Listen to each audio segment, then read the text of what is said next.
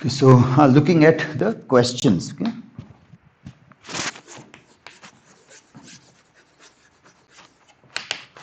Yes. So yeah, which is the first one? Short note. Yeah.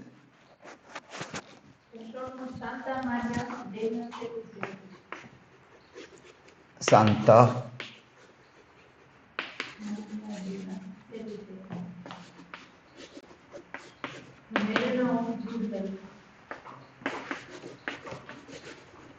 Madonna of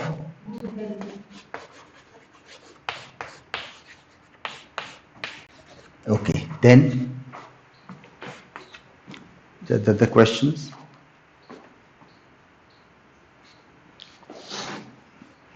Long questions. 9. You said no 9. Yeah. Is God Himself a post-colonial novel? Justify your answer with illustration from the novel. Okay. Post colonial novel. Okay. Yeah. Okay. Fine. Then And then, can climate fiction influence positive action away from the unsustainable lifestyle? climate fiction. Okay. Yes. Yeah. Climate fiction. Fiction influence positive action away from unsustainable lifestyle. Influence Positive action positive action away from unsustainable lifestyles. away from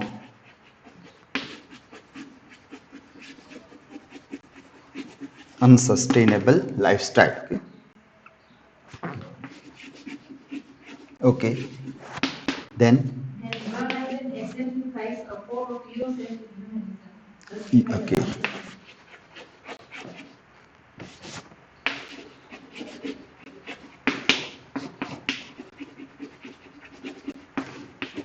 Eurocentric humanism. Yes. Okay. Okay. So the other questions we have discussed earlier. So I hope that point will be clear about history, myth. Yes.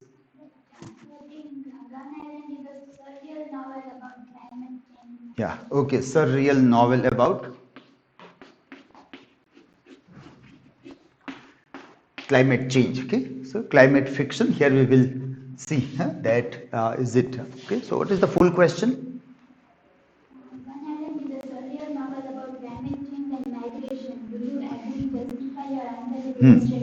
Okay, climate change and migration also. It is a surreal novel. Okay, we'll see that also.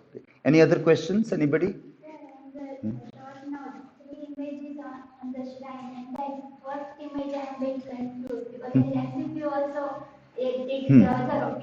Okay, yeah, first image we will see that also. Okay.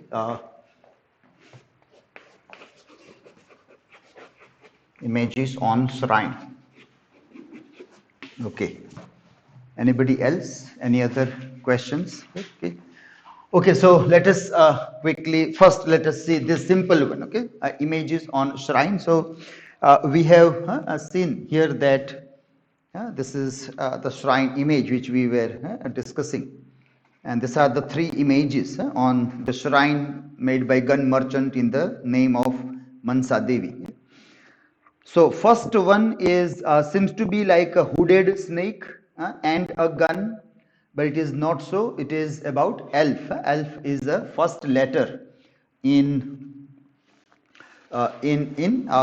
Hebrew language. So it just stands for the Jewish identity of Elias.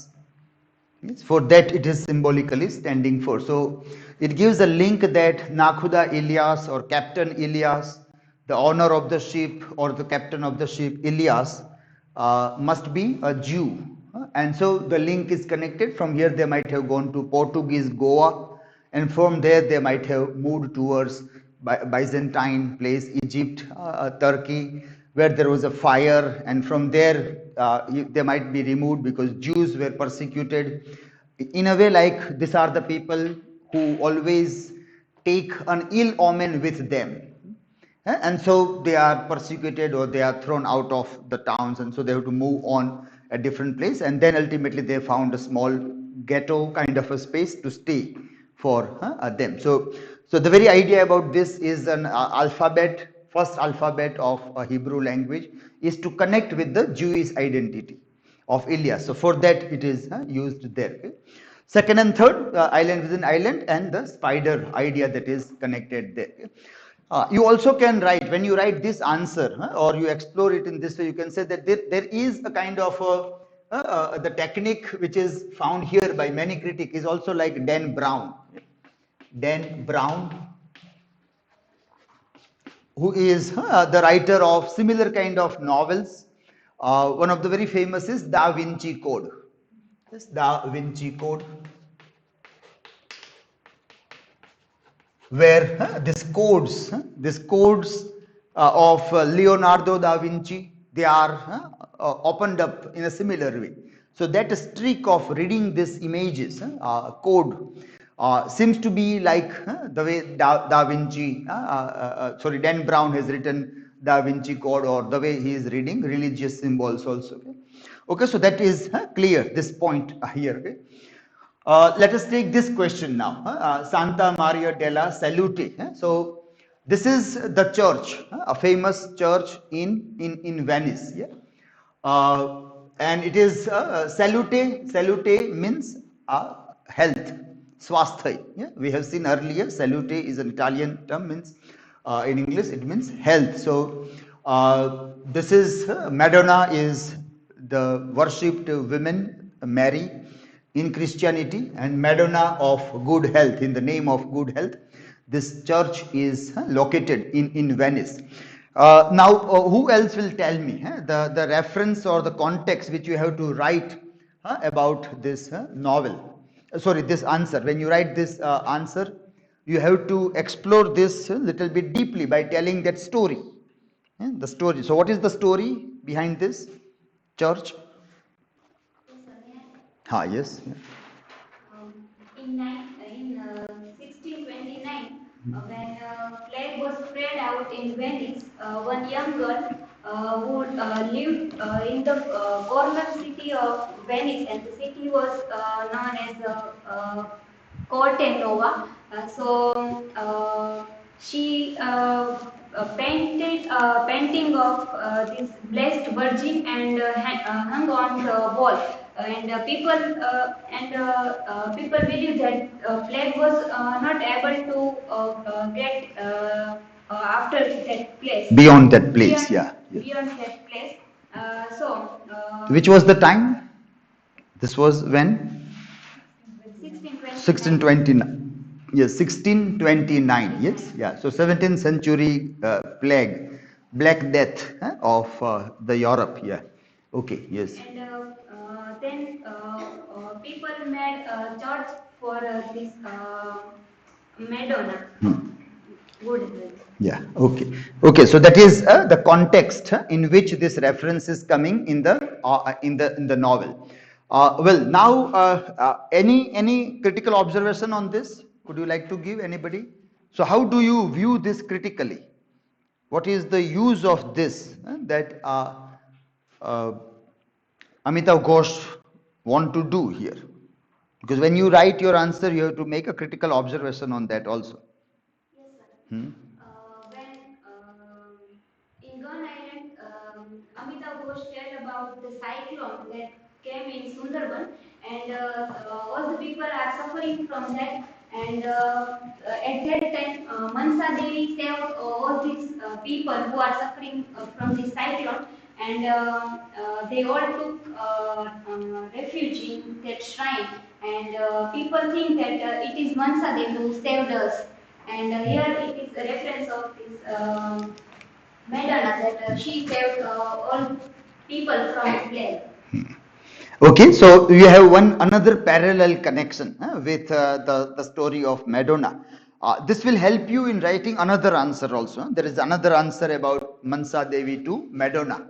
There is a long question on that. So connect both this Mansa Devi and Madonna together when you write this answer. So okay, so there is the parallel. There is a parallel with the Indian myth about Mansa Devi and the Italian myth about Madonna.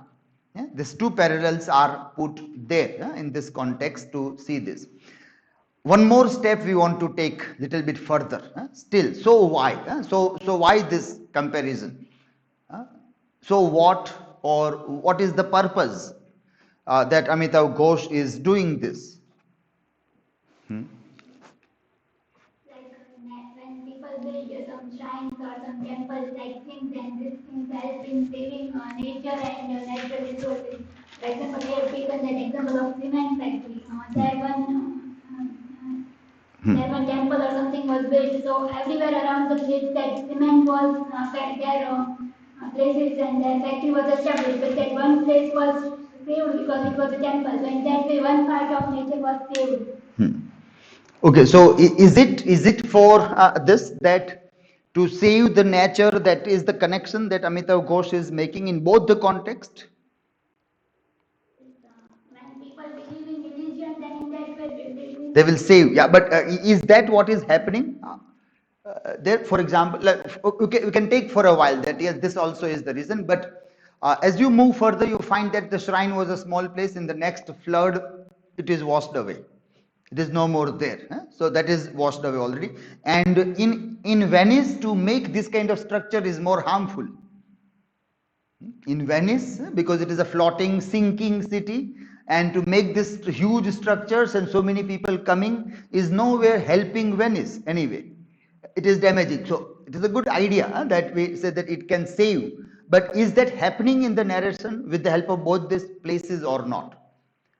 So it means like if there is any agitation going on, and as a part of that agitation, anybody else would like to add anything before I make any comment here? Okay, so by this one, that for example, that logic can work. That logic can work if there is some movement to damage that part is happening and people are not allowing that to happen because there is Mansa Devi or Madonna, then that logic is workable. Yes, that logic or that argument that we give is, but it is not happening in the narration. We can think of another story in a similar way where that plot we can put that the people are not allowing to do, not allowing a company or a refinery or a cement company to come and operate there because of the protection of the shrine is necessary. But that is not the plot. So though the argument is quite true, but not valid in this context here. So one thing is very significant, that is becoming a part of a post-colonial reading. Post-colonial reading. So in post-colonial reading, we have put some points. If you see that in post-colonial, what points we have given? Yes. A and B we have written. Yes. So can you read that? Let us try to connect with that. Post-colonialists deal with the way West wrote about the Orient. For example, the East is superstitious, irrational. One of the aspects of post-colonialism was to write back to the empire. And B, of late, post-colonialism has concentrated on the issues of environmental studies. Okay, so the first aspect here tells us that it is about writing back. It is about writing back. So why? Because the colonial masters narrated the East or the Orient as irrational, superstitious. This is what we're told. Now you tell a story where you tell that even the Westerns are superstitious. Go back to your 17th century. The time, well, still this world was not much explored. Even before there, you already had all these kinds of things. Now, when you looked at that, you didn't say that they are superstitious. Here you have seen that this world is all superstitious. So you are bouncing back, you are writing back. So that is how you see this as a post-colonial novel. You are seeing post-colonial, that you are writing back and telling to the Westerner that you also believe in such irrationality.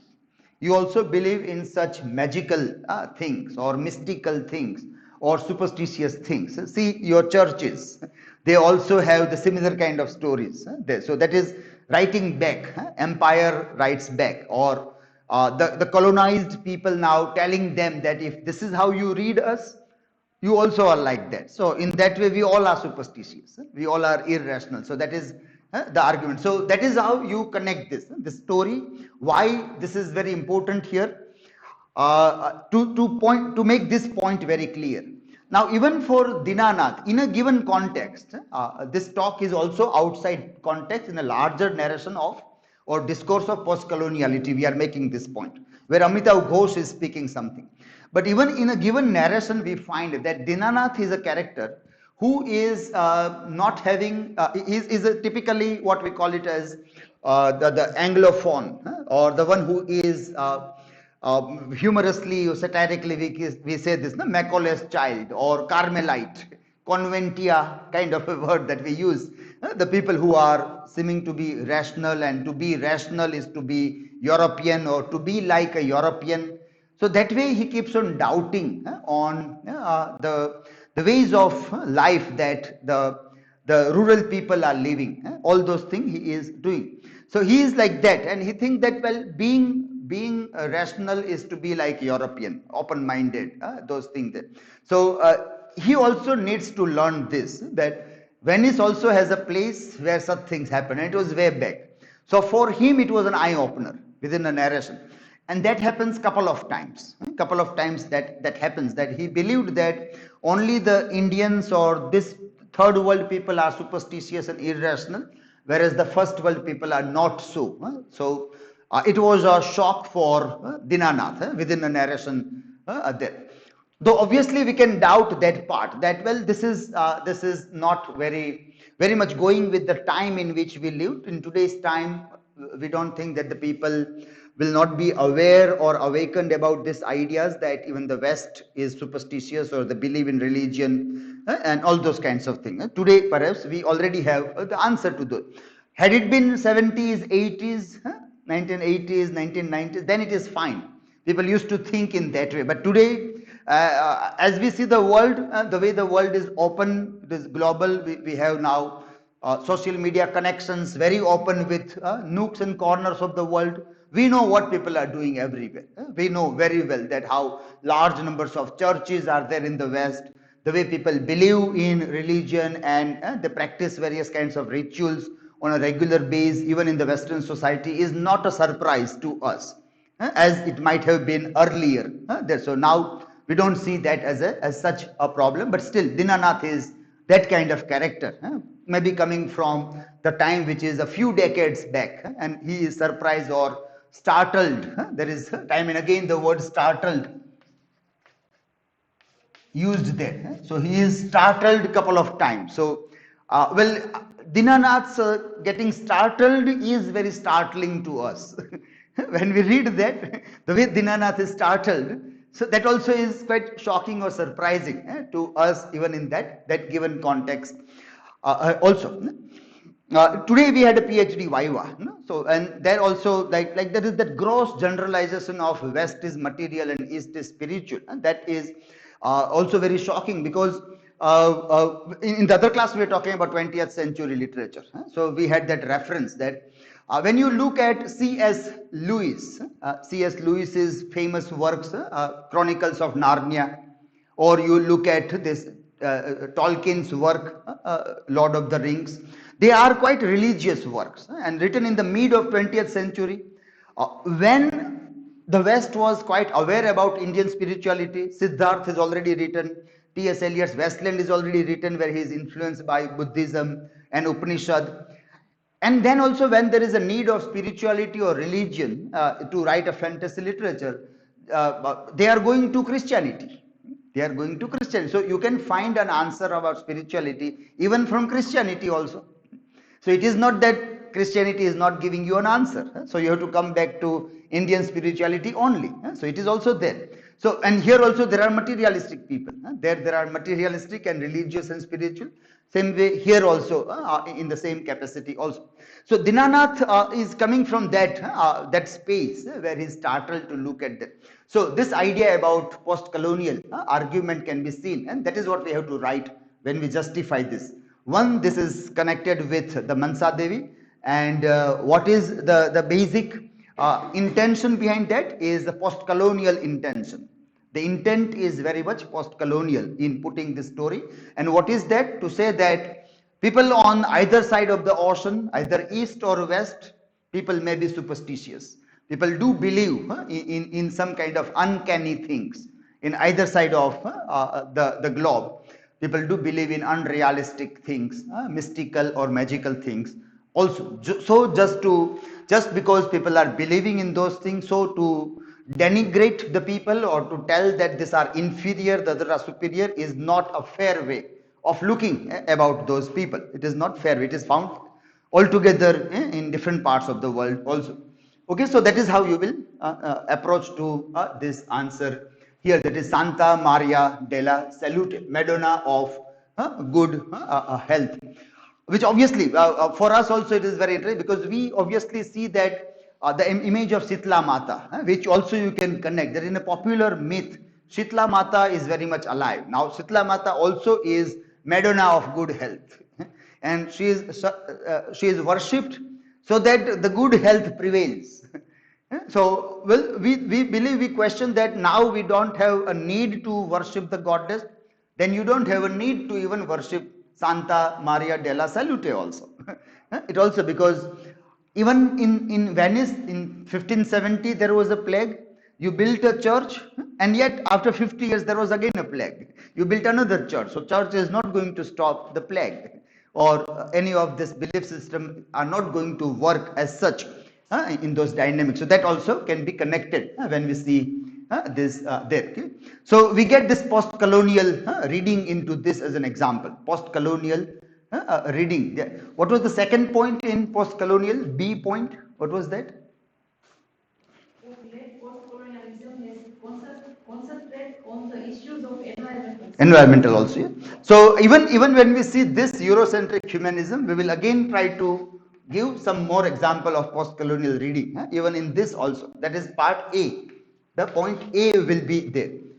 B is about that post-colonial studies also now concentrate on environmental studies. So it comes down to climate fiction, or climate change idea emerges from this also. So when you approach this text from a post-colonial angle, two important things you can write is that one is that how the Orientalism, that is Edward Said's project, was questioning the narration by the Occident about the Orient, wherein exotic, superstitious people, that all narration was given, that you are questioning back, you are writing back to that by telling that you also have similar stories. So if these people are superstitious, then you people are also superstitious. That is empire writing back there. Another example we will add here, that the very concept of humanism is very Eurocentric idea, and now in post-humanism you are questioning that European concept of humanism, that also becomes part of that. Second important component of post-colonial studies is environmental studies, which we have discussed earlier also. So this novel also talks about environment as a part of climate change. And so when you give example of the way the climate is referred, mentioned, and the way writer is very conscious about the climate change and the damage it can do to the human existence or the existence of life as such, on the globe, that all also becomes concern of post-colonial studies. So in that way, two way we approach post-coloniality in this novel. Two ways. First, writing back to the West, empire writes back that way, where you question the very idea about superstitious belief into those stories and the idea of humanism. And second one about environmental studies, that and then you give example of climate fiction to prove that point there. Okay, so that way post-colonial novel. So this is a post-colonial novel from this aspect also. Okay, then climate fiction, yes. So influence positive action and the surreal idea that now climate fiction itself. Now first question that also comes, that what is climate fiction? What is a climate fiction? And if you try to look at some of the references, articles or other things in this, then that is what we have to explore. That first, what is climate fiction and how it works with that idea. So what is climate fiction and what we call it cli-fi, and how it can help us respond to the climate crisis. So from this side also we'll get enough things about writing to understand climate fiction. So climate fiction is or known as cli-fi is a form of speculative fiction that features a changed or changing climate as a major plot device, that it moves that a changing climate, and because of that things are happening a lot. People have been unwittingly writing cli-fi stories for decades, though this term now comes very important there. So it is not only that something is happening, like tornado is happening, or storm, or tides, and other things happening, but it has to be integral part of the plot. So now here, let us see, is it so? Do you find that climate change is integral to the plot device here? If so, how? How can you justify that the climate change idea is a part of a plot? It is driving the plot. It is a plot mover. It is not something sidelined or background only, but it is that plays a vital role in the happenings of the event. So if that climate change is not happening, the story cannot move further. Story cannot move further if that is not happening. That way it is integral part. So how do you see that? Anybody can justify that it is very integral in this novel?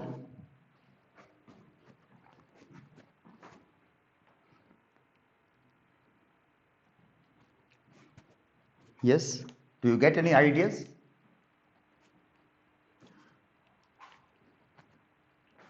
If there is no climate change, the story cannot move further. That is what is the question. So at each and every moment, climate change is playing a vital role in furthering the story. Or the very base of the story is around climate change.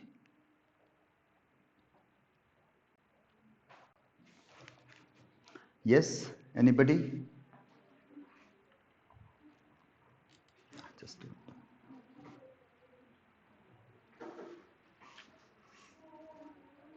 Just a minute. Yes. Yes. Yeah. Okay. You want to say? Floods in the Sundarban, and due to that people are migrating to other places, and high tides in Venice, and the coming that spider was visible it should not be there. Then that worms were there in that woods of that boat, no, and that wood. So it will eat up the wood, and then if fire takes place, then everything will be destroyed. Okay, let us see first one by one that what is that first that pushes the another event, and then how it moves on. Yes? Yes, sir. The whole novel is based on climate change and migration. From the starting, we see that in the Sundarban, people are facing high floods, and because of that, they have to migrate. And then we see the wildfire in Los Angeles because of climate change, and then all are going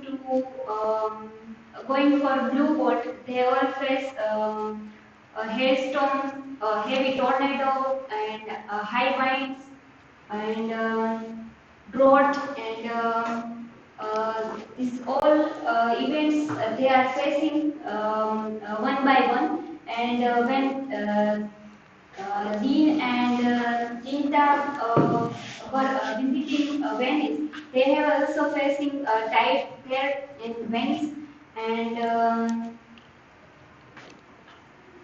animals and many insects migrating because of weather changing, and they are changing their place, like spider and the snake, because snake are living in warm places, and because of climate change, they have to change their place, And another example of dolphins that because of refinery and their garbage and the use of fertilizer things, fish and dolphins have to change their path because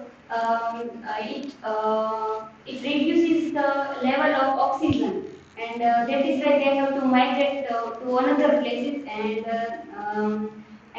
during that they died also. So these are the examples of climate change. Okay, anybody else would like to add anything to this?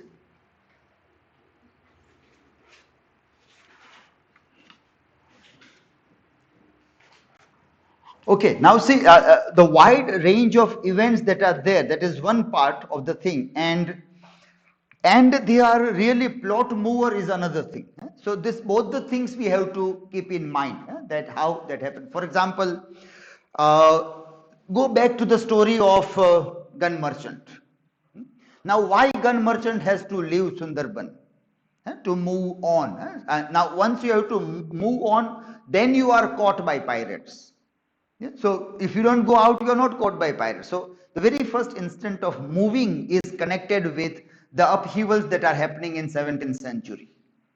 So those upheavals had made many people, even in Sundarban, to leave the place, their place, because now they are not able to sustain their life in their own locality. So they have to move. So once you move, then you are caught. If you don't move, you are not caught. So that is the very first idea that Amitabh Ghosh tries to connect that merchant also, that Saudagar also might have gone off from this place only because of climate changes, only because of some kinds of cyclones which are not recorded also perhaps, because we do not record the cyclones as such, or we don't record even our history in context of cyclones. So that is his complaint, that he says, so had we done that, it would have been better to locate everything significantly, that all these migrations are happening because of climatic upheavals in different capacities. So that is one thing that might have happened because of that, and he goes on moving there.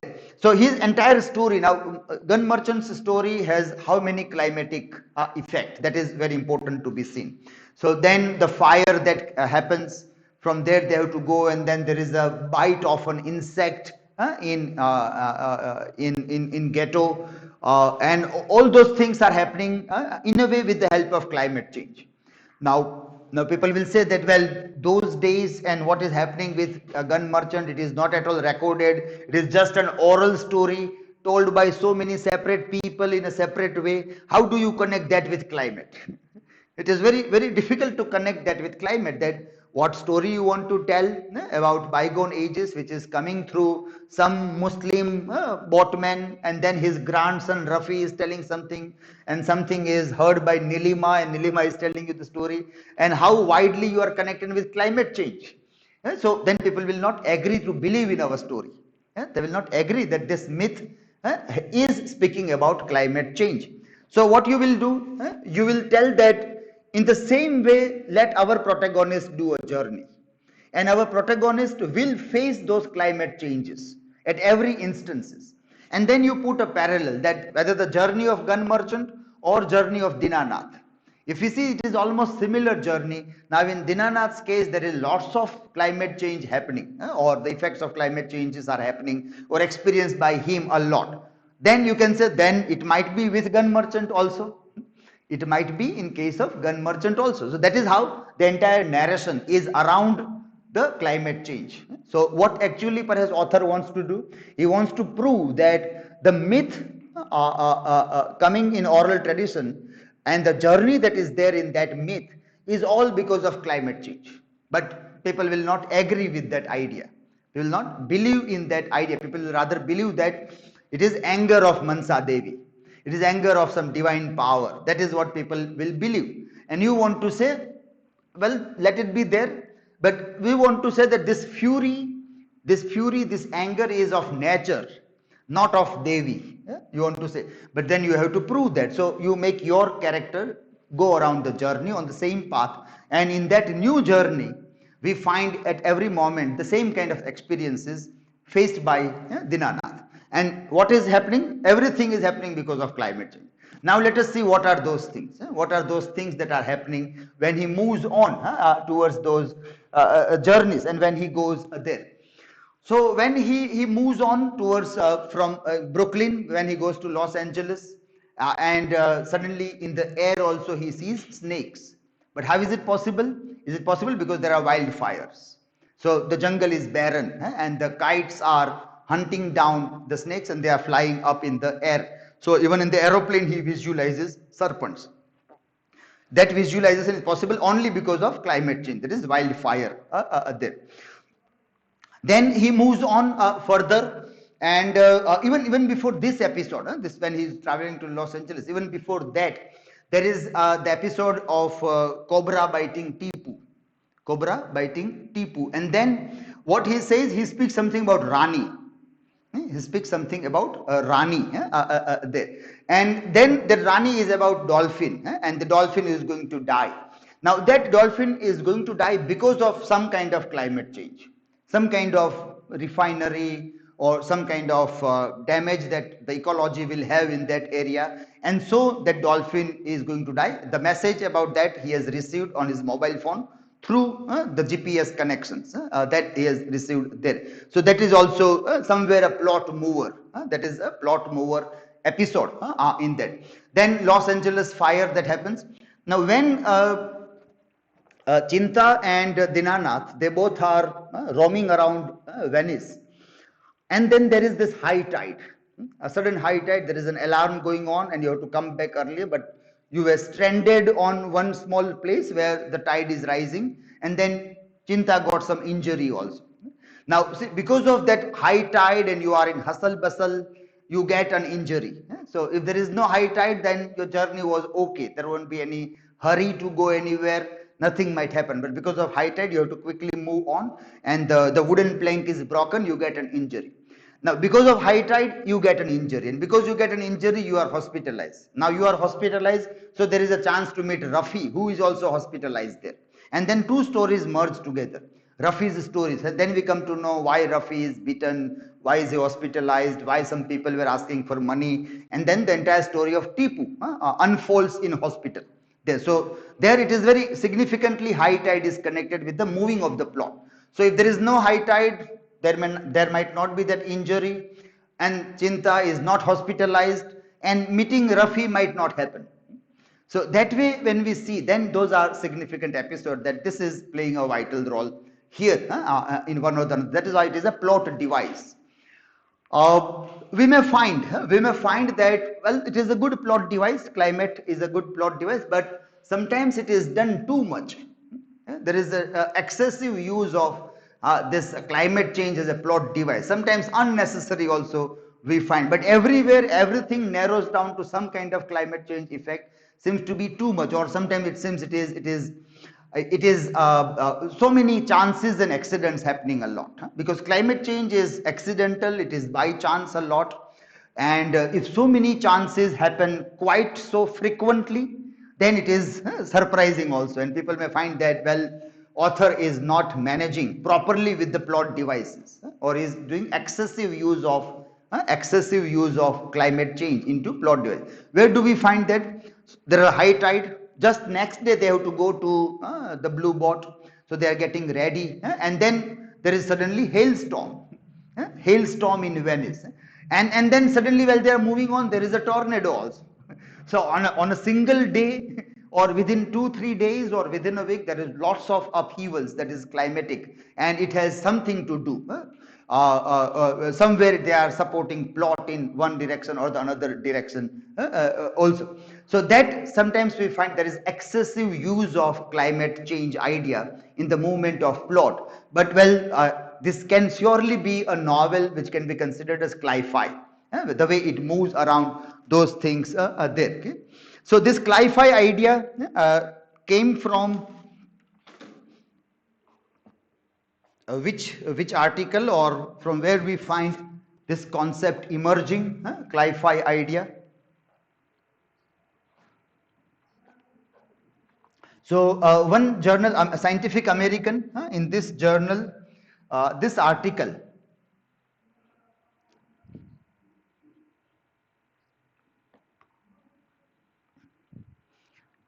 it is 2013 article from Scientific American by Dan Bloom, where people attach the use of the word climate fiction or cli-fi there.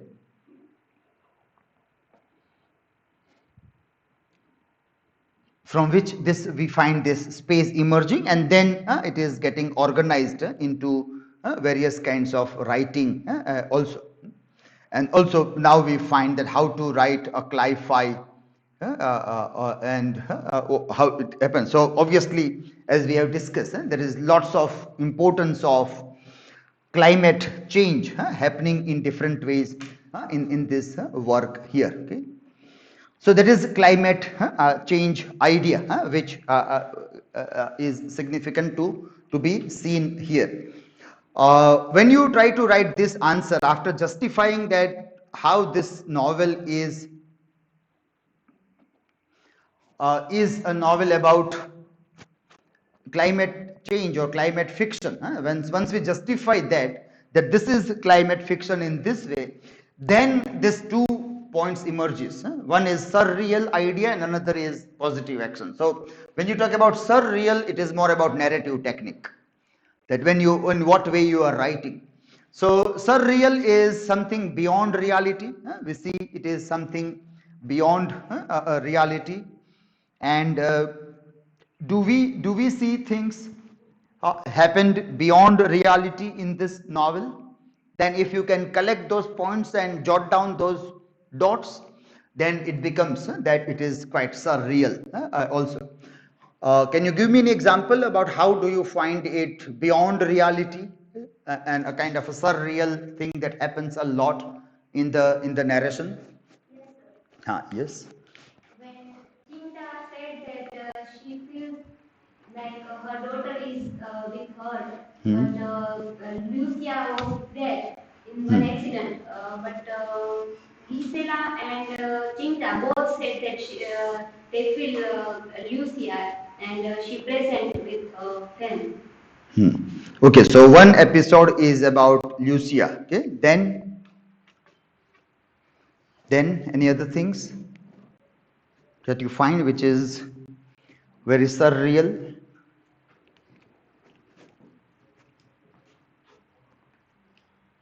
What else is happening that seems to be beyond comprehension? It doesn't seem to be logical or rational. Yes. Dolphins committing suicide, and that also so many in group. Okay, beaching of dolphins, that is there, but still that is, but at a time, if you say that at a time that is happening at a given point seems to be quite surreal. Yeah. Dolphins do behave in that manner, but the way it comes here seems to be quite surrealistic. Okay, then what else? Any other episode that you find it difficult to comprehend?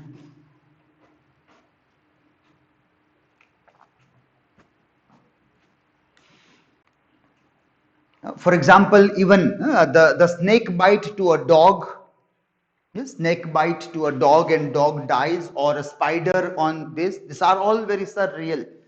Though there is a kind of a logical explanation of that which comes from some of the researchers.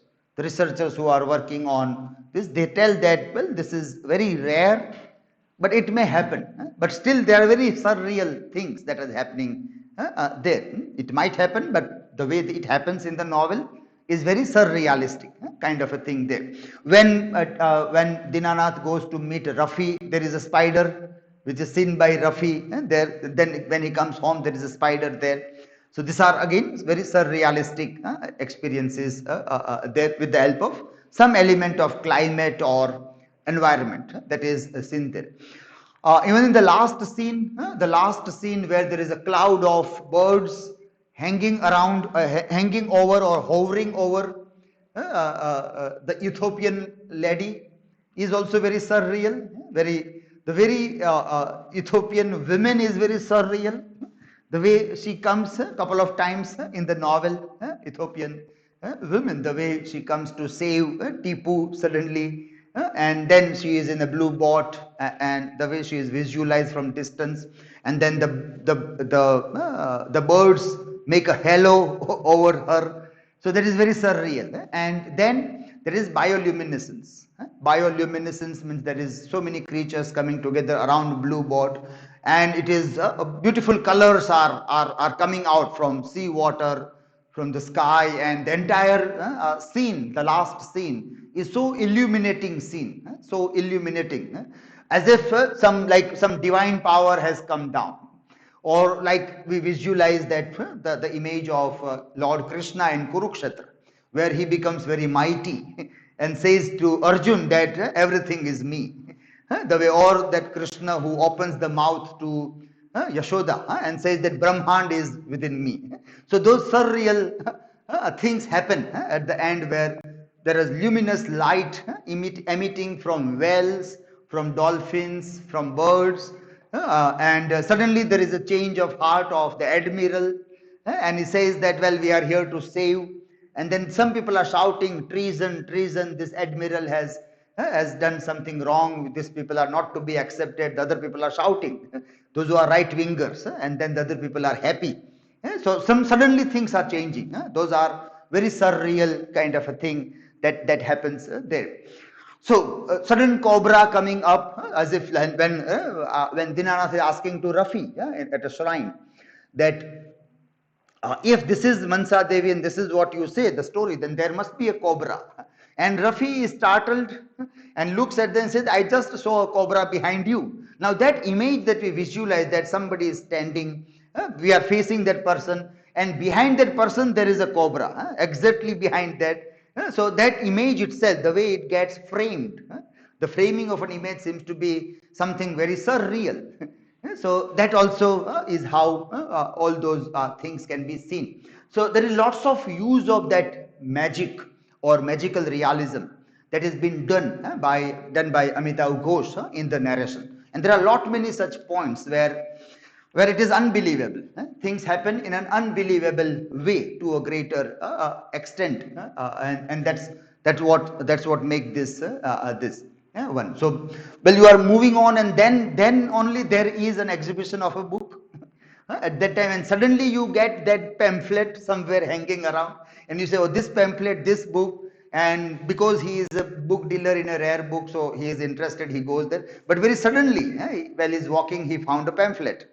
And then he went there, and then again there are those serpents and snakes, and that is connected with gun merchant who might have seen that book when he came here and found that even Mansa Devi was in book, was peeping through the book and telling me that I am everywhere. So in this way, there are many things which is very much we can call it magical realism, a part of magical realism that makes this narration of climate fiction this.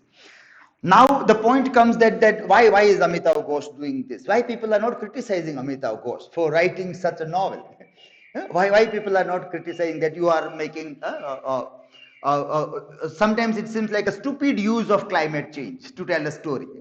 Why? Because people are aware about great derangement.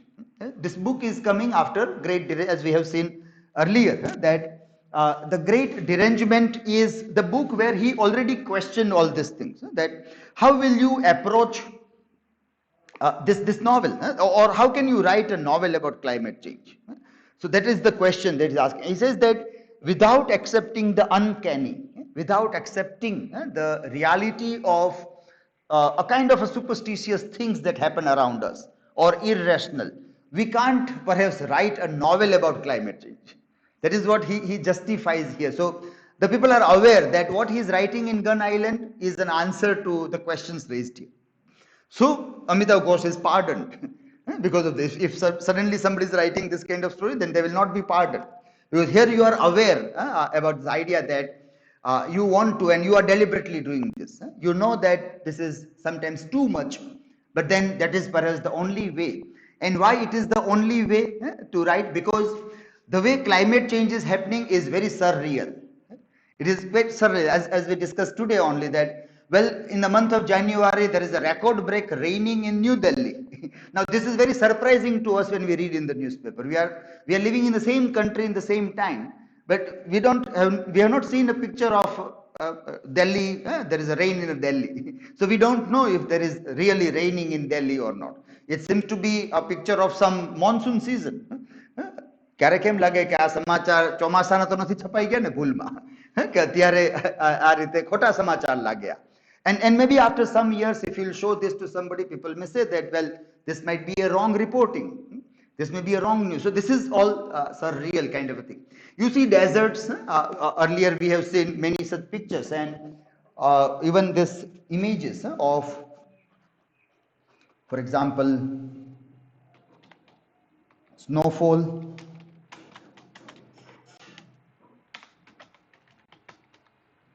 In desert, if you see. So which is obviously quite surprising, that how can that be? It can be in some kind of scientific fiction films, but not in reality. That how can one visualize that? But then we suddenly say Sahara desert gets snowfall. So these are the things. So these are very uncanny things which are happening around us. Sahara desert snowfall. So unbelievable to see the visuals of a snowfall in a desert. Now this is not something that people have seen for quite a long time. You don't find some. See, these are the new colors in the nature that we see. The sand, the brown sand, and the white snow. And you don't find any old painters who might have painted a desert with the snow. But well, the new painters will paint, and it looks very surreal. It doesn't look to be naturalistic painting. It seems like surreal. We have seen surreal paintings also earlier. So we were seeing camels in the snow.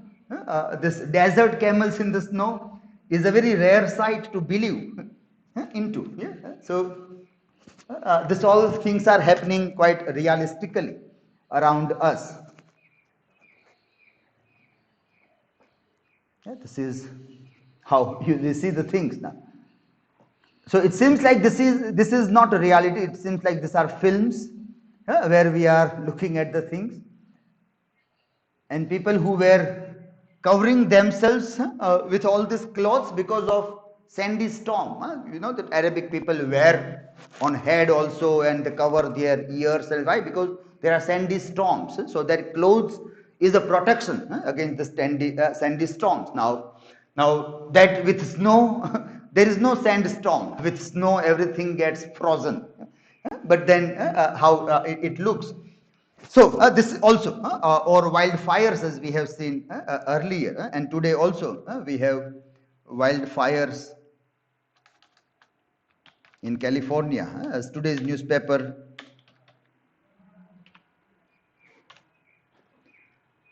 gives the news about. So we see that some of the most advanced part of the world, where you have everything to douse the fire. You have all mechanics and everything. You have so many helicopters, aeroplanes. You have advanced form of fire extinguishers, trained human beings, where you don't find those kind of people anywhere else in the world. Yet you are not able to extinguish a fire, which people would say it is unbelievable. You can't set a story like this in America. You can set the story in African forest where people do not have those tools, so it is fine. So any realistic novelist who want to make a plot of a wildfire in the forest will either come down to India or will go down somewhere to Africa, but not in America. They will say, well, America, you can't imagine, they are technologically very advanced country, and they can control fire in no time. So if you want to show that how the fires can be controlled, you will set in America. But now these are the realities that even America is not able to control. So this is very much surreal. This is beyond something that we imagine. But that is happening is a reality so near to the localities. So near it is like if it starts spreading, then this entire city can be burnt off. This all, that is how it is threatening the urban life also. Yes, so this all pictures, which it seems like they are coming from some films. It doesn't seem to be from a reality. So the reality itself has become so much surreal. So this image itself seems to be so threatening that it seems it must be a plot of some cinema, some film, Hollywood or Bollywood film, and kind of thing. So that is that reason that why Amitav Ghosh tells that you need to deal with climate change in an surreal way, or call it something that is quite uh, illogical or ununderstandable. That is what is happening. But we are not looking at it in that way. That is what is also shocking. So surreal idea that comes there. Okay? So I hope that makes the point clear, that why surreal. Now this, that can it influence positive action or not? Now this can be a very interesting topic for research also, because we don't have a ready-made answer for this, that can it really happen, that it can take us into a positive action, and then can we move on towards unsustainable, away from unsustainable lifestyle. So now, well, what is unsustainable lifestyle? What kind of lifestyle do we live that is unsustainable? What is this concept of minimalistic lifestyle, that one should purchase only thing that is really necessary, and unnecessary things should not be purchased. So once people will not purchase, the production will stop, and if the production will stop, then those corporate companies which are making in large abundance will stop producing those things like that, which is one of the major cause of damage of climate in different way. So can people be motivated for that positive action, for unsustainable lifestyle through literature? These novels can help in that. Well, we don't know. Perhaps in a way answer is no, because not many people are aware about this also, that even and then literature may have that kind of influence. Also is very difficult to conclude also that large number of people will be driven into those kinds of things towards the positive action there. But well, you can tell such stories. You can't give this novel to anybody to read, and you know that nobody is going to read this novel. Forget about positive change. First people have to read that novel to initiate the positive change. But people are not going to read that. So what you will have to tell, you have to tell stories. From entire novel you can cut down 4 or 5 small story, and if you tell people and then you tell that, well, now do you think that if you are given a ticket to travel Venice, but you think that no, I should not go to Venice because already many people are going to Venice, why should I make a crowded place already more crowded? So I don't want the ticket. Will we say that? Well, people will say no. Before Venice sinks down, let me go and visit. Let me go and take my selfie in Venice. If it is going to sink down, it will sink down. But why should I miss my chance to visit Venice? So that is how people will think of this. So, and that is how we do the things. If you think of Mount Girnar, and environmentalists would say that don't bring in lot many people here. Bringing lot many people will damage the ecology. That is the simple mathematics of the ecology, and the thing that lesser the people, it is better. But you go for ropeway, and ropeway means many people will come. If it is only walking, lesser people will come. Not large number of people will never come if it is walking and climbing the stairs. Very few. But if you plant a helicopter system or a ropeway, then lakhs and lakhs of people will keep on coming, because you have to sit and travel now. It is so easy. So you make something easily accessible in a nature, it is going to be problematic. So can we think that, well, we should not make some of the natural locations easily accessible? Those who want to come, let them walk and come. Let them use any kind of sustainable means for travel when they come here. There should not be big pathways here. There should be a small narrow strip where they can walk, or they can ride a horse or a camel. Natural animals they can travel, but not with aeroplanes or jet planes or bullet trains or any of those things should not be there. Well, we can say that no, Perhaps our answer will be no, because even at a policy level, people think that we have to develop the tourism. So even the run of Kutch, where nobody was going, now is buzzing with so many people. Run of Kutch, white desert, and so many people go to see white desert because you have developed tent city and variety of things at those places also there. So that is also there. So you don't stop people from going. It is not that people should not go. People should go. But how? How traditionally people used to travel by walking. So can these locations remain as it is, where people walk and they reach to these places? Positive action. But well, as we know that it is very difficult to see that such kind of things may be initiated. It is a good attempt. Like for example, you can say that we studied this novel, so we came to know a lot many things about climate change. Now perhaps we will start looking at all those things. I use the word perhaps because that will happen with me, but I don't know whether that is happening with you or not, or will happen with you, that you also will start looking at the things in a similar way or not. That is still a different story of the thing. But then yes, we can say positive action can be initiated. Whenever people get a chance, they keep that plan in the mind, that when I will have an option, I will choose this option.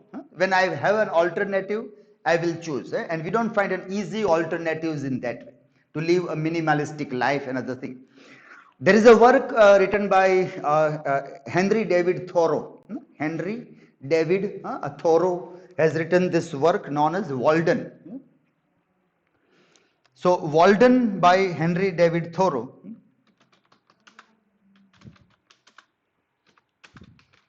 is a good experiment in this. It's a very interesting experiment into what we see here as a positive change that it can initiate.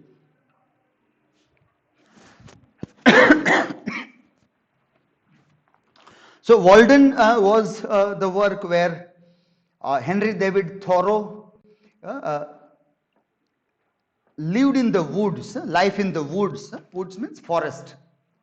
Is an American transcendentalist, and it was a part of his social experiment that almost for 2 years, exactly maybe 22 months perhaps, so around 2 years he went to the forest into a small log cabin, he lived. Walden is the name of a pond. Walden is name of a pond. So he lived there for 2 years and he recorded each and every day in a diary, and that work is Walden. This book is about his documenting his life living there, and the life of ants from there to when the train passes, what happens in that silent forest. When the train would pass, how everything will start shaking, and even that journey would be disturbing the salient life feature of the forest. So he records that in an interesting way. You require less money to sustain a life there. You find a couple of things to live, eat there around the forest, and you live there also. So if that is what can be seen as sustaining a life, then that can be a positive change which people would think of initiating in that way. But even after Walden, things have not happened a lot in a similar way. Even people study Walden even today also, but still we can't say that it is bringing that change in different way. But we can keep that as an option. Like in cultural studies, we talked about slow movement. Yes, if you remember slow movement.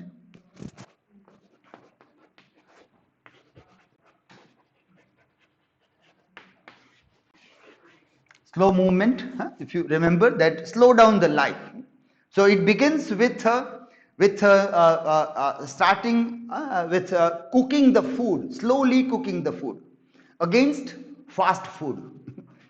It is against fast food. So very idea of fast food is so problematic to this life. And now when you think of fast food, it obviously in the making of that fast food ingredients, from there down the line the consumption that people do. Instead of that, now you cook food, take your time in cooking the food, and then savor it leisurely, nirate bhojan karwan, and living that life, enjoying that life of cooking and eating the food, and then slowing down the life. 3 to 4 days only to work, working only 3-4 days. Other 3-4 days enjoy the life. Slow down. So that is the slow movement, which speaks with this. And you require minimalistic things. Normally you think of no vehicles because you don't have to hurry to go anywhere. આપણે બહુ ઉતાવળ હોય એટલે જ faster અને faster વેહિકલમાં જવું પડે. ઉતાવળ જ ન હોય તો પછી નિરાતે સાયકલમાં જાય કે ચાલતા જાય. ઉતાવળ ન હોય તો ચાલવામાં શું વાંધો? Let us walk. કારણ કે કઈ જલ્દી નથી ક્યાંય પહોંચવાની. આ સ્પીડ છે એણે તો આ બધું કર્યું છે. Speed ultimately for speed we have to do all this thing. So the alternative to that speed, the lifestyle, and other thing that how one can think of. When we're talking this, we talked about this also, that well, for this lifestyle you require quite a strong financial background also. You require quite a strong financial background, because whatever amount of money you require, you should have. It doesn't require lots of money, but whatever money is required to sustain your life, that is necessary. Then only you can have slow life, or you can go for minimalistic also, because in today's life going minimalistic becomes more costly. જેમ ઘણા લોકો કહેતા હોય કે ગાંધી બાપુની સાદગી આમ બહુ મોંઘી પડે. આમ સાદગી પણ મોંઘી સાદગી. એટલે ઘણા લોકો ઉપવાસ કરે તો મોંઘા બહુ પડે. કારણ કે પછી એ જે ખાય ઉપવાસમાં, એના કરતા એમ પેલું ખાઈ લો રૂટીન, એ સસ્તું પડે. એ પછી જે એમાં ફરાહાર કરે અને જે એને ખાવા જોઈએ તો એનો ઉપવાસ મોંઘો પડે. ઉપવાસ એટલે નો ફૂડ એમ હોવું જોઈએ, કે કોઈ કામ નહીં, એટલે પેટને આરામ, લોકોને આરામ, બીજા ઘરના લોકોને આરામ ને પેટને આ બધાનું કામ વધે. પેટમાં એવું ઠલવીએ કે એને વધુ કામ કરવું પડે પચાવવા માટે, અને બીજાને તો વધુ કામે લગાડીએ જ આપણે, એટલે એ ઉપવાસ મોંઘો પડે. તો એ જ રીતે in this also, that sometimes living this life becomes more costly also, or at least some amount of money, because everybody will live a different life, and how one can do this. But this can be thought of. This can be thought of by doing some survey, asking people that how do you look at the positive change which novels can bring so far as our understanding of climate change is concerned. There are many misconceptions about climate change around us, or the way we look at the environment and our lifestyle. There are lots of misconceptions, and we do many wrong things in the name of sustaining climate. Like I told that we do cleanliness, but cleanliness is damaging. We do unnecessary tree plantations, which is damaging. So what kind of plants and how that can be sustained, how that plant should sustain other lives also, how there is the cycle of the life form that should go around, which it supports. And that is the right form of understanding environment there. And then people have to retreat back. Humans have to retreat back instead of encroaching forests and other spaces. How they can retreat back into their own grooves. That perhaps becomes the thing.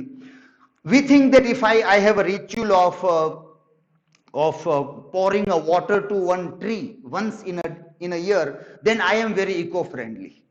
Now only one tree, once in a year, one lota of water, how you become eco-friendly? It should be so many trees round the clock every day except for monsoon. આપણે ઘણા લોકો ચોમાસામાં જ પાણી પાતા જોયા હોય, ફોટા પડાવતા હોય.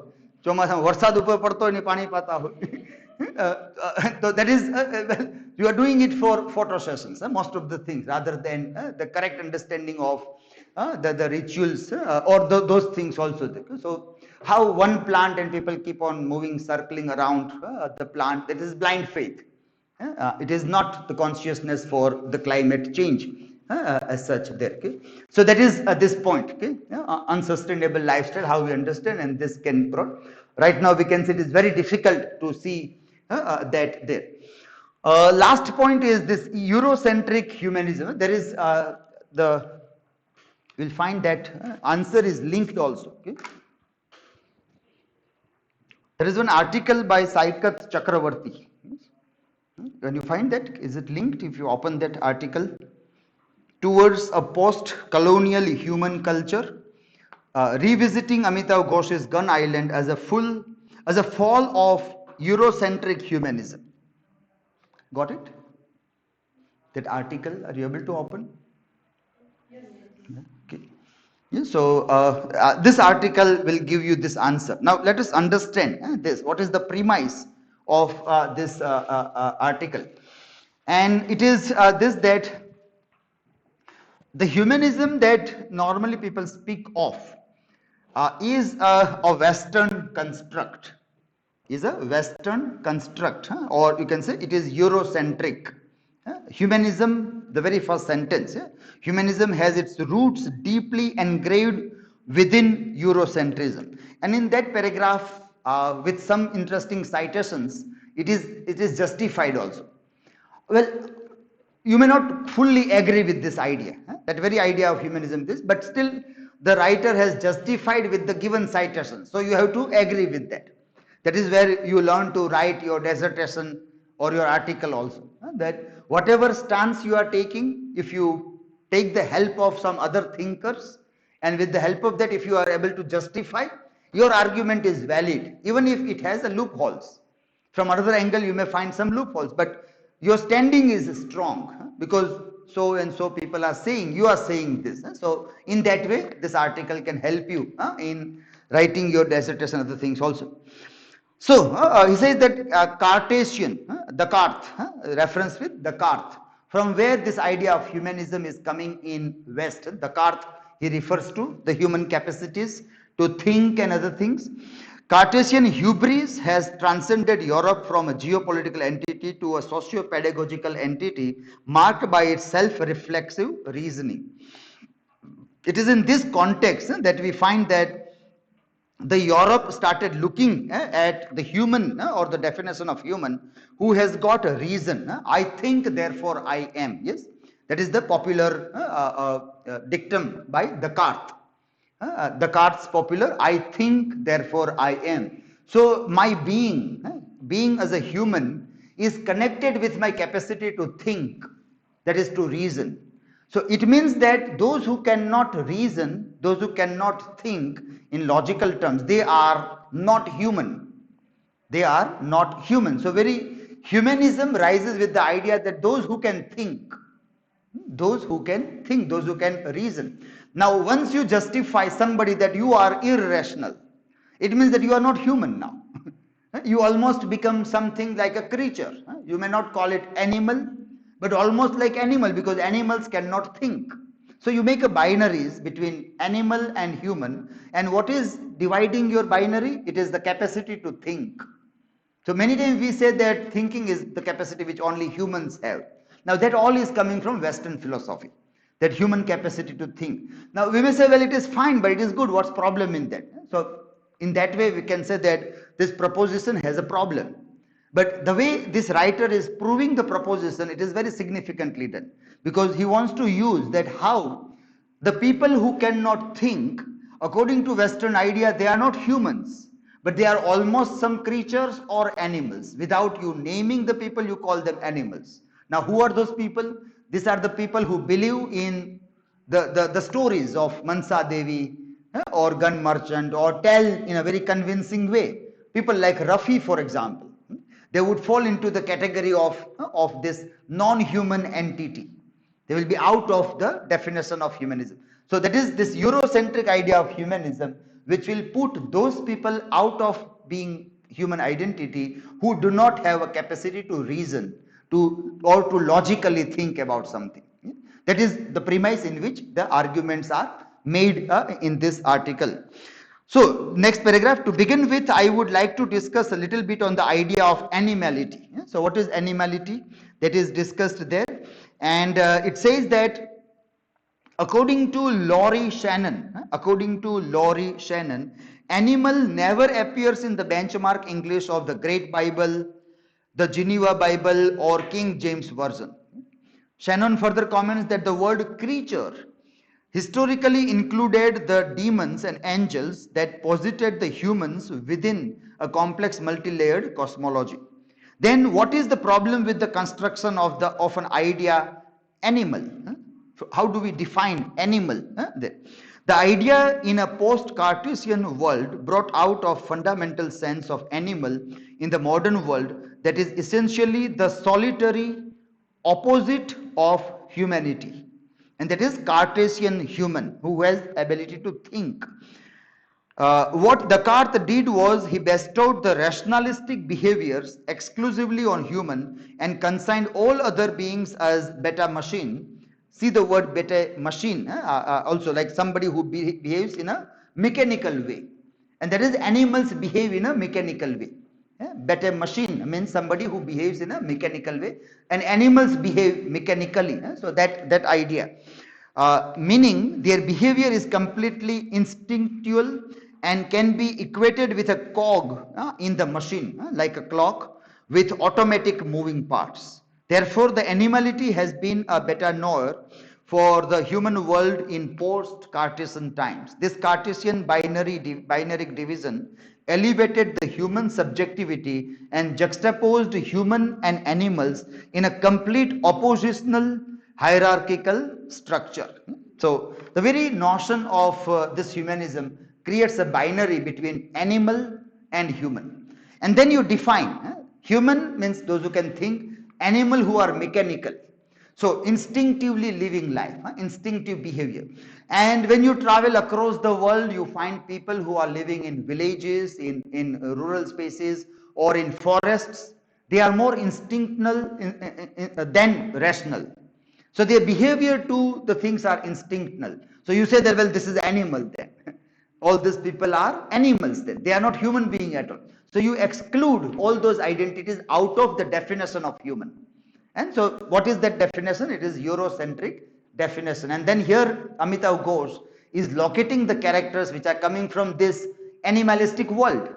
And their belief system is conflicting with that humans who are coming from the European world or who have studied in the European world. So whether it is Dinanath or Piali or Chinta, they all conflicts with the idea of Rafi or Lubna Khala or Kabir or Bilal or all these people who look at the world in a, even Tipu also in a different context.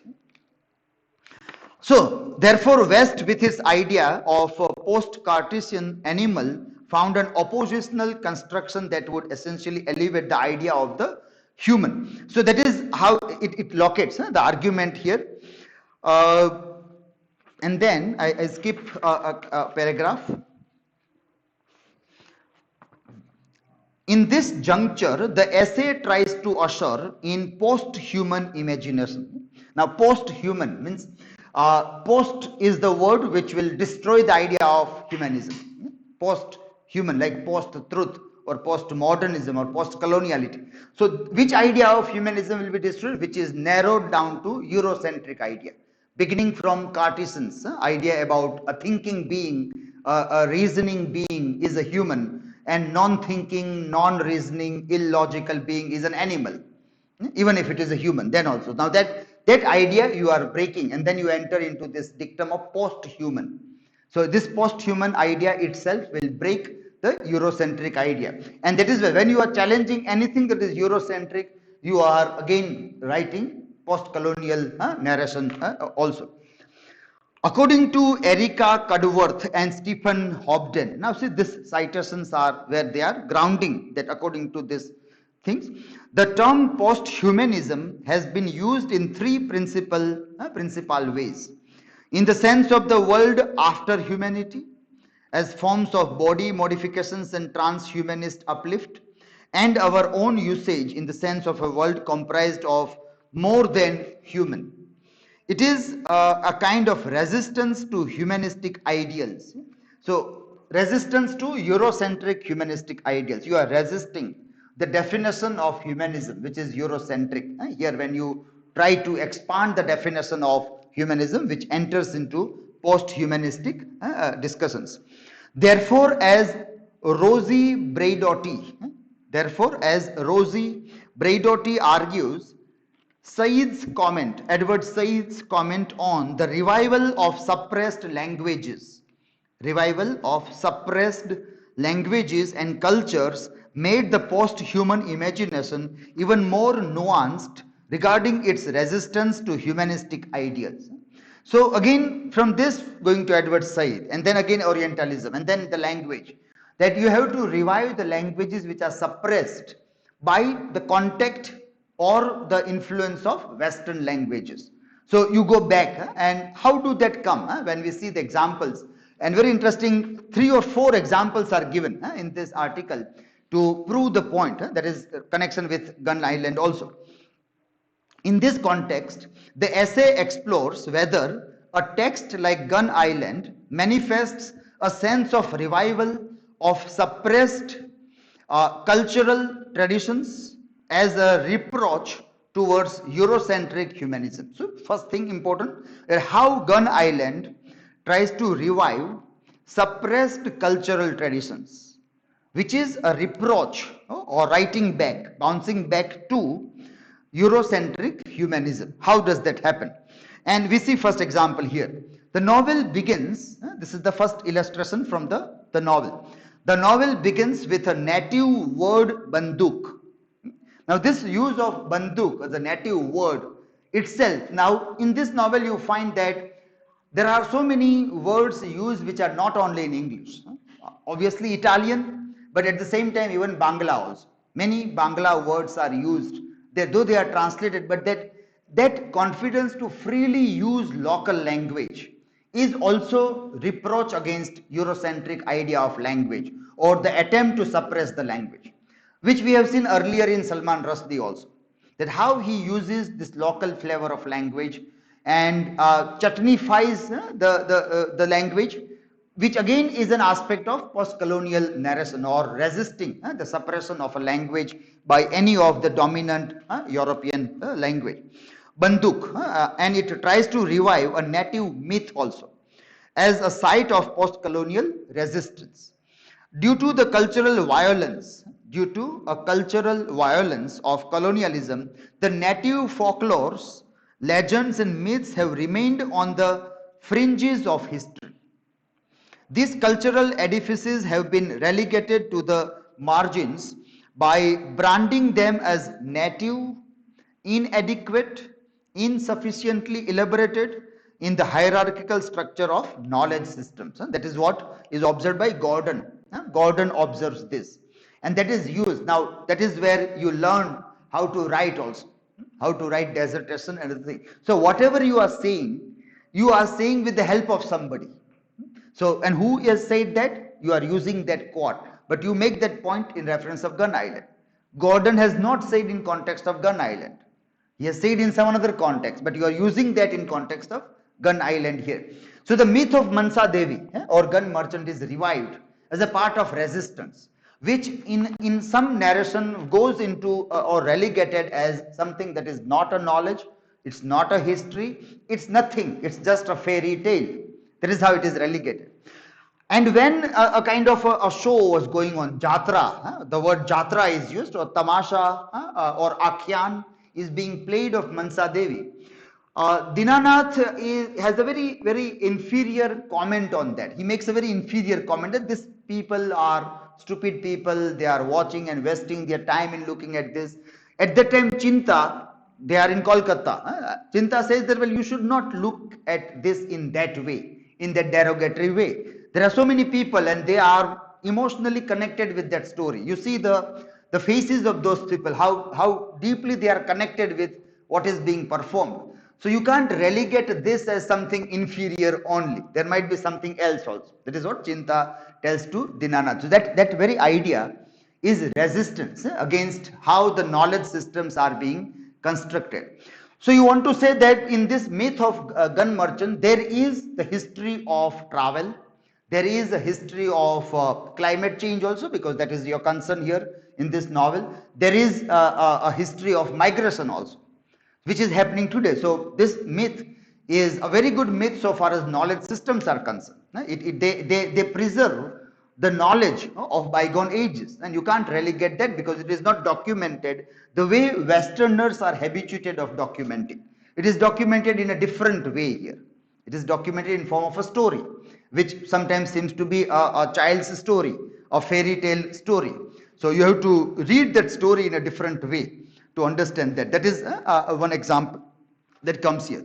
So this cultural domination is well depicted in the text when the narrator Dinanath says, into quote, there was there was a time in my childhood when the merchant Chand merchant, and his enemies, Mansa Devi, were as part of my dream world as Batman and Superman would become after I have learnt English and started to read comic books. So see how these two culture clashes together. So even those comical world of Batman, and that there's also a supernatural. Batman, Superman, they all are supernatural beings, superheroes. And before that there were different stories also. So if you believe in one story, what's the another story? How one story overlaps the another one? How one supernatural kills the other supernatural? This exactly was the anxiety of Kazuo Ishiguro also. If you remember, an artist of the floating world. There also the artist, our hero, what was his name? I forgot. Can you, if you can, this is the protagonist who is an artist. Yeah? He's an old fellow, and he has this Dohitra, daughter's son. His daughter's son wants to watch, I think, a Superman or Spider-Man film. He wants to go and watch one of those superhero films, which will be released in Hollywood. And the father, this Nanaji, grandfather on the maternal side, wants him to see something about samurais, the story of samurais, the Japanese warriors. He says, why not about samurai? Why about this? You got it? You got the character? Masuji Uno, who is also, so there also we see that conflict, that how that generation, when they are moving towards the American comic books, another thing, this old fellow feels about what will happen to my samurai stories in that. The same thing here also, that it says here. But this revival of this old stories, even though it seems to be illogical, irrational, then also. So in that way you are going against, or you are widening the definition of being human. Being human doesn't mean like Cartesian idea, or Descartes said that I think therefore I am. It's not that, it is beyond that also. First example. Then second one, this subjugation of the indigenous cultural tradition language is more accentuated when the narrator meets his distant relative Kanai Dutt. And see, the relative calls him Dinu. The relative calls him Dinu. Now he wants to call him Dean or Dean, as Dean sounds more academic, academic position, Dean. So he wants to call himself Dean, or more Americanized way of looking rather than Dinu. And Kanai Dutt, when he uses the word Dinu, it seems to be insulting. Dinu એટલે આમ નાનું નામ લાગે, બચપણમાં નામ જે ખોટા નામ રાખ્યા હોય ઘરમાં, અને શેરીમાં બધા બોલાવતા હોય મુન્ના ને ભોલા ને દીનુ ને એવા નામથી, તો એમ લાગે કે હવે તો હું મોટો થઈ ગયો છું, હવે મને એ નામથી બોલાવે. So he do not like that. Kanai Dutt deliberately is doing that. Kanai Dutt says that, well, you think you are a great scholar, પણ એની મજાક ઉડાવે છે, that you are now a scholar of folklore કે અમેરિકાથી સાહેબ આવ્યા છે મોટા કે ફોકલોરના એક્સપર્ટ આવ્યા છે. અહીંયા એટલી બધી ફોકલોર છે ને, ગયા ભણવા અમેરિકા, ત્યાંથી શીખીને આવ્યા છે ફોકલોર એટલે શું. આવું મજાક. This Kanai Dutt is making as such a fun of Dinanath's scholarship. So that itself, this very word Dinu, and how that comes there. His childhood indigenous nickname, instead of newly conceived Dean. These cultural traditions and languages are what Foucault calls les savior des gens, or popular knowledges. These popular knowledges of Foucault are not as simple as common sense. They are the rupturing elements in the concretized and systematic power structures that posit the colonial rationality in a hierarchical position and relegates the native particularity as native and nonsense. So whatever is native is relegated as nonsense, and European rationality is celebrated as something. So that is where this is the second example of writing back as a postcolonial, or trying to question Eurocentric notion of being a human also. Then in the third example, in the third, the below paragraph, that there is a third paragraph, there he says about To assert this sense of reproach, Ghosh takes the narrator to the exotics of the Sundarbans. And there we see the narrator's rationality being stripped off. And there, in a unification of the narrator and his native land, there is a unification of the narrator and the native land from which he has gone away. He has drifted away to America. He has become Americanized.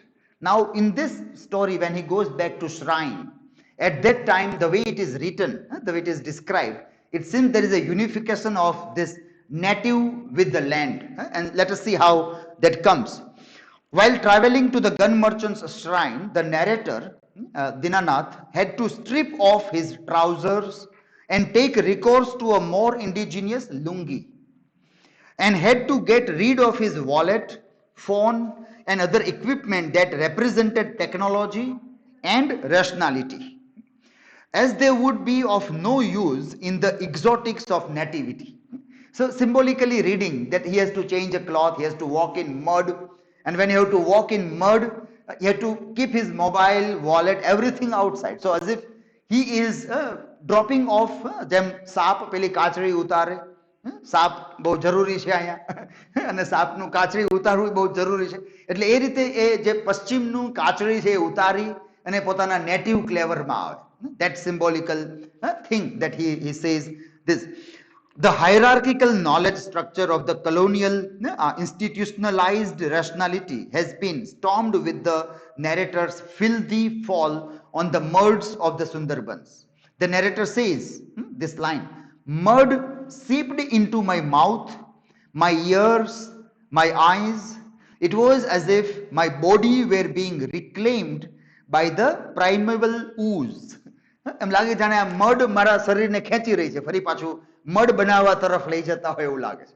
બધે mud ભરાઈ ગયું છે, આંખમાં, નાકમાં, કાનમાં, બધે, as if the land is claiming his native. That is how symbolically this can be seen here also. And fourth final example, in the second last paragraph, this unification of native with the land, this unification results in the complete abolishment of institutionalized knowledges inside the shrine. And a kind of a knowledge that was there, as we were seeing this, we were trying to look at this idea here. What is this in the shrine? And this American scholar is not able to read anything. So he has to ask Rafi, who is completely uneducated person. So to acquire knowledge, where are you going? You are going to an uneducated person to tell. Now this is a topsy-turvy of knowledge system. Knowledge always flows from top to down, from the western universities to the eastern regions. That is the flow. Now here everything is changed, and you have to ask Rafi to tell something or to explain something here. The narrator Dinu, when you write this answer of post-colonial idea, it is better to write Dinu rather than Din or Dinanath. Either write Dinanath or Dinu. That is how very deliberately this article writer also is telling, that let me write him as Dinu only. ભલે એને ગમતું નથી દીનુ કે, પણ મારે એને દીનુ જ કહેવું છે. So that is also that argument that is deliberately being made, that you want to shed away your original identity. I want to call you by that name only. I want you to remember this identity there.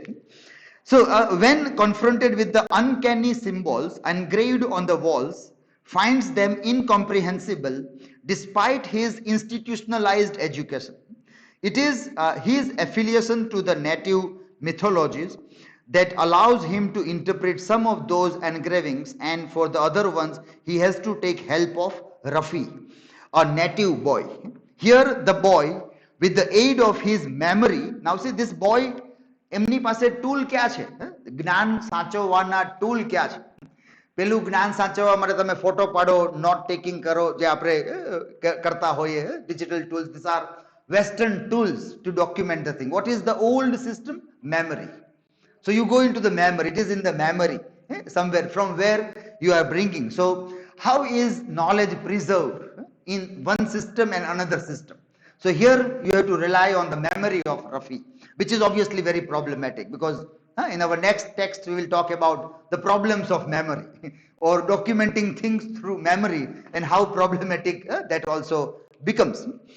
The boy, with the aid of his memory and knowledge about the myths, present a sense of resistance towards colonial rationality. The narrator depicts him by saying, with his mop of unkempt hair, the way he is described like a creature, Rafi, is a very untidy looking in that way. So here the term creature brings into context the pre-Cartesian times when it was included in angels and demons, thereby blurring the human-animal distinction.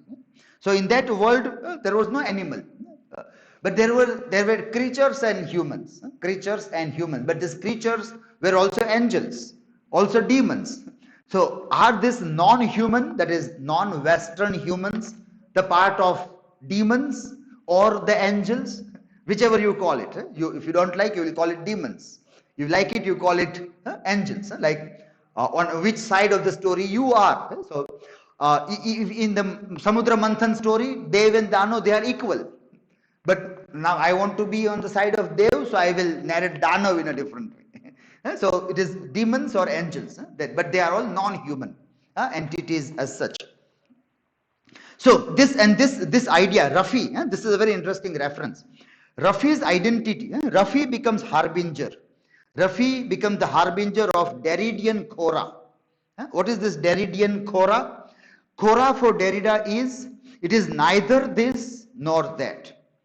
That it is both this and that. That is this idea of Khora. It is neither this nor that. It is this also and that also. So Rafi becomes human also, non-human also. Rafi becomes creature also and human also.